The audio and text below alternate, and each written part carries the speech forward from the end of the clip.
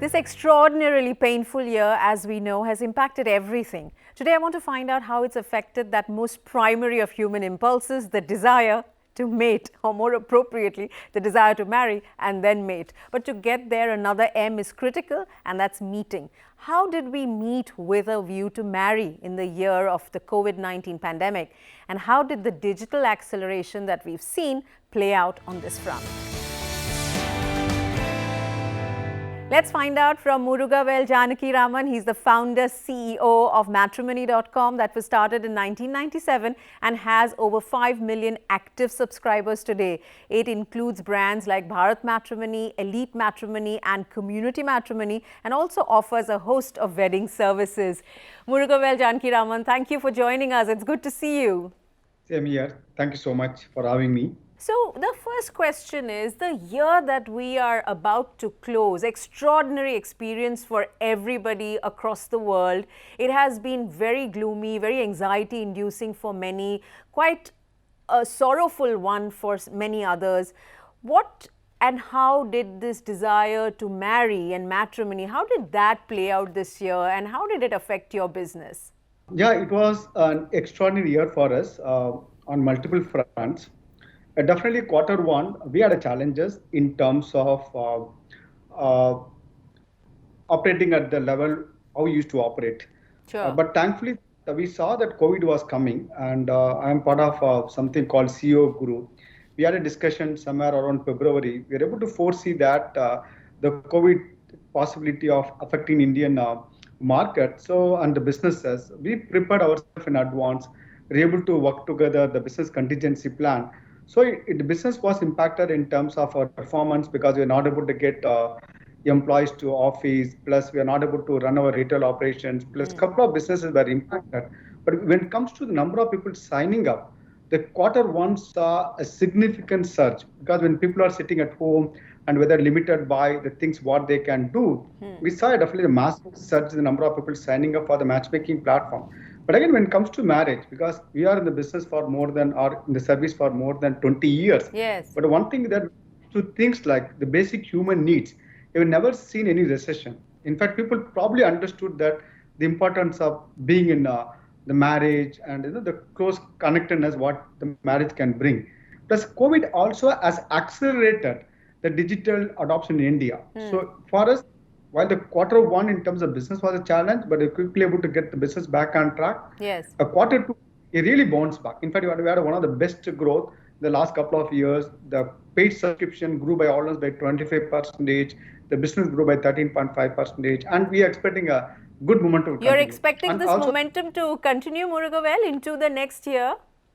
Yes, absolutely. It's a combination of multiple factors. One is that the digital adoption that taking place in India. Also, as an organization, we also stepped up our activities during the COVID period. In fact, this has been one of the best years. A lot of innovations we have done in the matchmaking space. We launched a video calling feature. We launched a Secure Connect because one of the concerns that women on the matchmaking platform, because they have to give their mobile number to sign up, and the paid members can access the phone number. Yes. We realized that we want to provide a security layer around it. So on Bharat Matrimony, women can receive a phone call without revealing her phone number. Were they also, as a result of some of the constraints that came up this year, or were you already working towards offering some of these product innovations? While it was our thought process to offer a more secure and safe platform, but the COVID had accelerated some of these innovations. We launched Who Can See You feature. For women on the Bharat Matrimony platform, they can select the profile can be seen only by people matching certain criteria, which includes age, education, occupation, country, or where they are living. So basically, your profile is seen only by the limited set of the people whom you want to get married to. So then we recently launched, this month before we launched a Prime membership on Bharat Matrimony.com, where the Prime membership allows people to see ID verified photo added profiles. All of this is to make all the people who are on your platform feel more secure and have authentic interactions with authentic people, right? That's all this is towards that. Absolutely. One thing that, right from the beginning, In fact, we are very clear about our thought process and direction that we want to be the most trusted and credible matrimony platform. All our action, in fact, we have done many of the industry pioneering initiatives today that has become industry standard. We are the first company in the worldwide to ask for mobile number as a part of registration. It has become a very common thing that if you want to sign up for any platform, you have to give the mobile number. Probably we are the first company probably worldwide to Right. So, you have some interesting trends at the end of the year that you released about the kind of behavior that you saw participants, your customers display in the past year. And I find some of that interesting. One is that, top 5 cities in terms of registrations were the 5 metros. The acceleration of digital adoption that we saw this year, will that help a service like yours go beyond the urban markets? Absolutely. Actually, today, the most of the sign up what we get is from tier 3 cities. In fact, tier 3 cities contributes more than 45% of our member registration. But the number of tier 3 cities are in hundreds compared to the top metros. So that way the top metros comes on the top of the chart. It's interesting you say tier 3 cities have seen a lot of registrations because, across industry sectors, a lot of consumer demand seems to be led by tier 1, tier 2, tier 3 cities. And you're saying that it is being borne out even in a service like yours and even in your business. Absolutely. In fact, we are growing across the tiers, but tier 3 is growing at a much faster pace, which is understandable because tier 3 has a large base. And the good thing that they are coming into the mainstream, coming to the digital access, and we expect the tier 3 to grow at a much better pace. And do you see, therefore, that this 10% of share of the overall matrimonial market that online services has in India, do you see that growing? And what is the kind of growth rate that you see there? I think we expect our estimate is that probably next probably 3 to 4 years, it will probably reach 20%. We expect this to double. So because we are expecting the growth momentum to continue and the matrimony definitely becoming a mainstream and the large adoption. And when we started the venture 20 years ago, it was the last choice. Today, it has become the primary choice to find a life partner. Let's talk a little bit about some of the qualitative details that this study, the trends have thrown up. And I find it interesting that you all say that 70% of the registrations were self-registration. So it was not parents on behalf of their children, but it was people who wanted to get married registering themselves. Does that mean, Murugavel, that there is lesser control that families are exerting on this choice that people make? Because in India, the family perhaps plays the most important role in the decision of choosing a life partner, isn't it? No, you are right. In terms of parents continue to play an important role when it comes to the matchmaking. But what has changed was in the last couple of decades, instead of parents being the driver's seat, choosing the life partner for the boy or girl, it is the youngsters themselves for deciding whom they want to get married to. And definitely the parents do get involved at the right stage, at the right intervention. And today, the marriages are happening with the involvement of both the stakeholders. In fact, the online matrimony sites are beautifully evolved this category in such a way that the youngsters feel that they are in the control of whom they want to get married, and the parents not got alienated in the process. They get involved at the right stage so that it's happening in such a way that it's a beautiful amalgamation of individuals and parents coming together, taking into consideration of all the stakeholders, their concerns, their preferences. And I think the online matrimony is evolved, keeping the Indian culture at the same time giving that comfort to the individual that they are the one deciding. So you're saying that while self-registrations have gone up exponentially, parents and the family still play a very important role in the in matrimonial decision making. Absolutely, they get involved, right? In fact, I got married through Bharat Matrimony. Yeah, we know that story.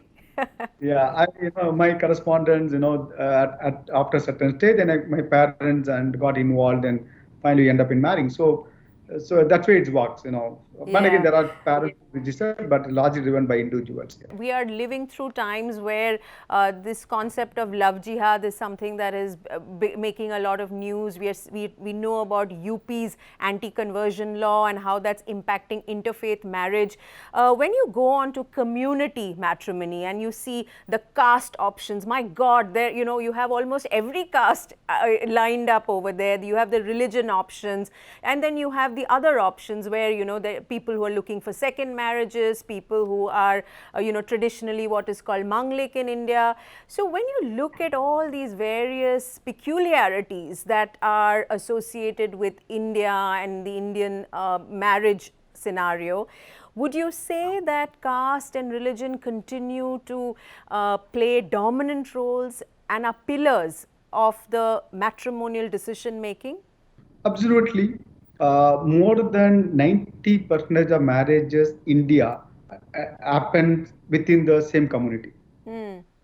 So community definitely plays an important role, and people continue to prefer to marry someone belongs to the same community. Do you see interfaith marriages at all on matrimony.com? Or is that a No, very rare occurrence or no occurrence at all? I would say no occurrence because when it comes to online matrimony, because when you have the wider choice of profiles or option to choose from within your religion or within your community, and quite unlikely that you will be going beyond your religion. And even if you have to be open to it, whether the other person will be interested, because why would someone belong to a particular religion want to Right, marry right. to my religion? And Yeah. because the religions and certain things, people definitely feel that they feel more compatible and marrying within the belong to and cultural identity or cultural preferences. So, and when it comes to online matrimony, it's all the more prevalent because there are enough and more choices for someone to marry within the community. So, in Right. my view, that is nothing wrong marrying within a community. It is nothing wrong in marrying outside a community. It depends on individual preferences and choices.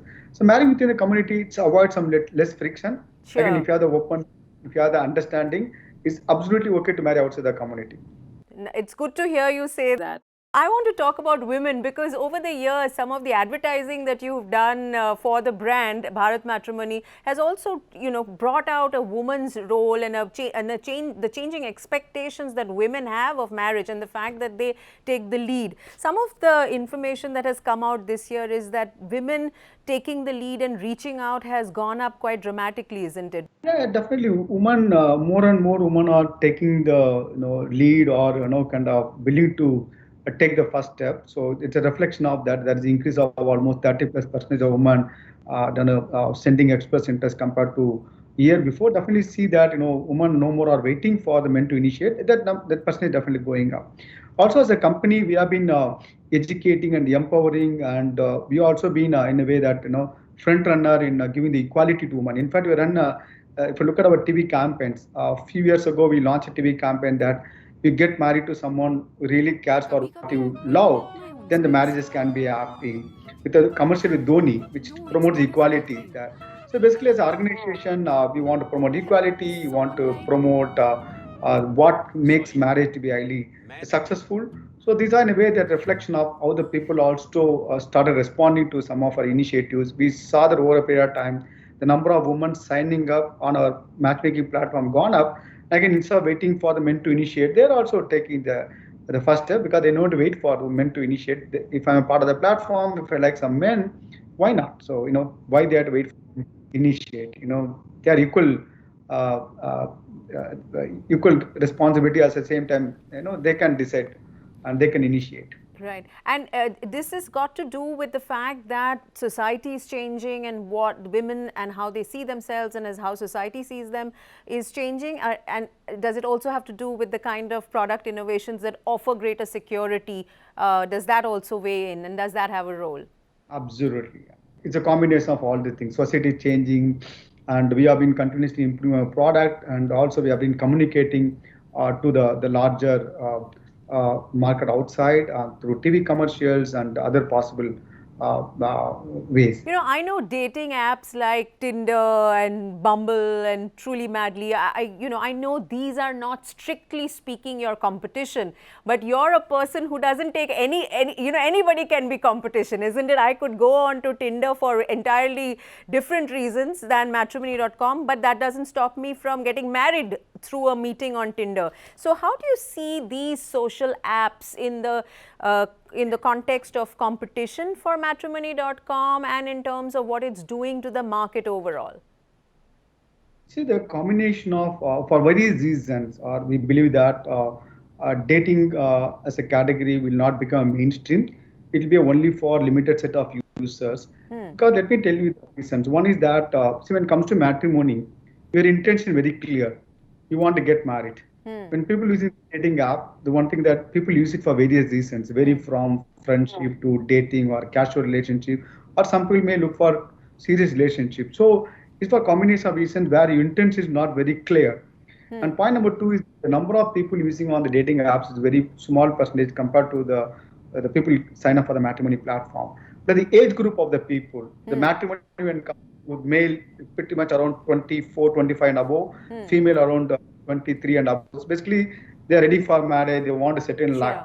Their intention is clear, a certain age group, and plus also in matrimony is being actually is accepted. You know, we want to get married. You can create a profile on matrimony. The girl can go and tell her parents, I signed up for matrimony. They'll be happy about it. And India's largely upper middle class and Bharat, I don't think it's a dating, not a culture because where I'm dating someone because India, even someone has fallen in love, they intend to get married. Dating is exploratory nature. Again, I can go on with why that it's a completely different thing. Something's not our culture. Again, look at other thing. The India has been a traditional matrimony market where people want to get married. Our divorce rate is less than 2%. They compared to dating, which is wide, kind of worldwide is a dating thing. Look at the market, the Western market, a 50% divorce rate. So like something's not even worked outside of India. Why would you import that concept, which is kind of failed concept? So Murugavel, are you saying that you do not see dating apps as any kind of competition or let alone threat? No, it will be definitely there'll be a small percentage of people looking for for various reasons that vary from as I told you reasons which I laid it out. So they may use it. I'm not saying that there is a small percentage of people urban centric. They may use it. I'm not saying that, but that percentage will be very small compared to the wider reach and acceptance and usage of online matrimony. That's a point I was driving to. So there is no plan right now to have a dating service from the matrimony.com people. No, we want to kind of committed to matrimony, married to matrimony, and want to help people to get married and stay happily married. In fact, our purpose is to not only help people to get married, in fact, want to ensure that every marriage is happier and successful. Do you know our purpose? The purpose of matrimony.com is building a better Bharat through happy marriage. Because the future of the country depends on its citizens. A good citizen come out of good parenting possible in the happy marriage, and we want to be the gateway to happy marriages. So our purpose is what really makes us excited. The purpose for the entire matrimony.com is not only creating marriages, make marriages happier.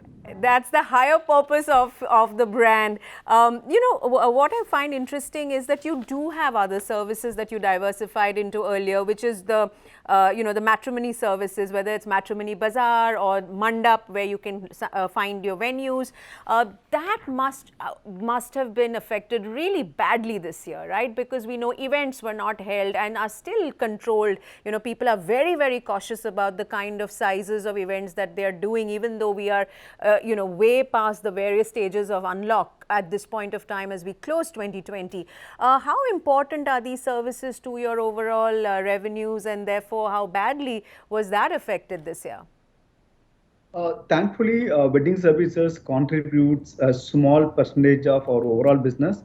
However, these services are very important for our long-term growth. So we continue to invest on these ventures. But as you rightly say, services business, though it's a small part of our business, is severely impacted. but use this opportunity to do what is supposed to do for this venture so that long-term growth prospect or long-term success of these ventures are taken care. So during the COVID situation, while we done some innovation like wedding from home, we launched that wedding from home service where we were able to offer the service provider who can come home and provide the wedding services because the restriction on how many number of guests who can attend the wedding because only 50 people can attend the wedding during the peak COVID times. So now a lot of relaxations have happened. But again, definitely the businesses were impacted. However, we use this opportunity to set some of the fundamentals and some of the improvements, so which definitely be useful for our long-term growth and success. 2020 is the year where the company and this brand that you started turns 20 years old, right? It is 20 years old today. When you look back at this journey and you look at this brand that you've created and you just described so lucidly what you think the brand promises, in terms of Bharat Matrimony and its role and what it has to do for India, how do you see the role of marketing having evolved over these past 2 decades? And today, when digital is such a critical part of our lives and plays such an important role in marketing, how do you see digital marketing and traditional marketing for a digital first brand like yourself? So definitely, be it the way we marketed and whom it was marketed, and the mediums how we have been marketing. A lot of changes happened in the last 20 years. Look at 20 years ago, our initial commercials, the communications were targeting parents because the matrimony initially was not the primary choice for someone to come and use and to get married. So initially we are communicating to parents, and as you progress, we realize that youngsters are the large part of the ecosystem, and again things are changing in India, and people want to have a say in the wedding. People want to have that the accountability, or they want to be part of the wedding. They want to see that they are in control of their destination. So over a period of time, we change our communication, targeting individuals. Again, then we realize that safety, security. We can over a period of time we kept communication, other things. Also, when it comes to that way, initially it was we are online medium because not a funded company. Yes. We used online as a way to reach out the customer. As we progress, we shifted largely on the TV. Today, most of our spend is on TV channel, while you continue to use the digital platform. However, today the brand has become so synonymous with the category. So today, matrimony, online matrimony are synonymous, and Bharat Matrimony is the brand which people comes to mind. Today, almost close to 90% of user acquisitions are organic because people simply type our brand name and come and reach on our platform. So are you saying that your marketing spends and especially advertising is going to be going down?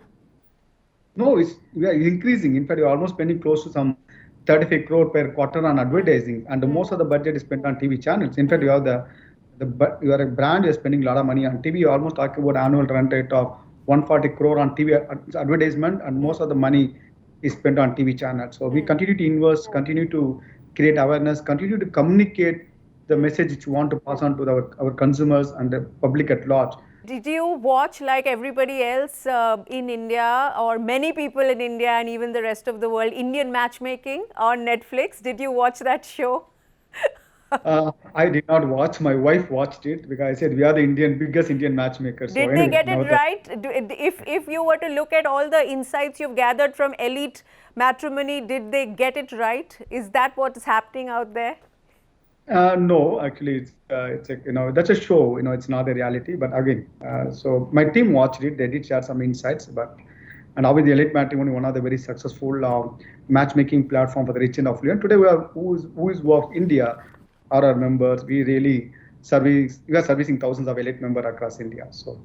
On that note, I'm going to say thank you very much for sharing all those interesting insights. I wish you and the entire team at Matrimony.com all the very best. Thank you, Anna. Thank you very much. And thank you very much for watching. We'll be back again with another conversation on the Media Dialogues next week, so do look out for us.